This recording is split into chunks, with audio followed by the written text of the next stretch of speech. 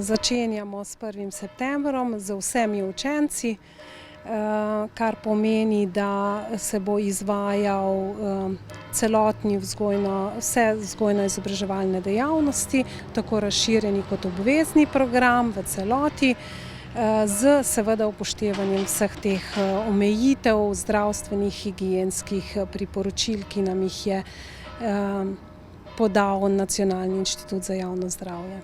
Mi imamo po tleh začrtane poti,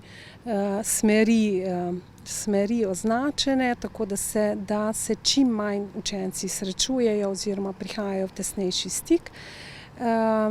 Tudi za starše oziroma za odrasle zunanje obiskovalce vhod v šolo ni čisto odprt, ampak samo po dogovoru, tako da starši v bistvu v šolo naj ne bi vstopali, razen v tistih primerih, kjer res drugače ne gre in seveda v predhodnem dogovoru z nami.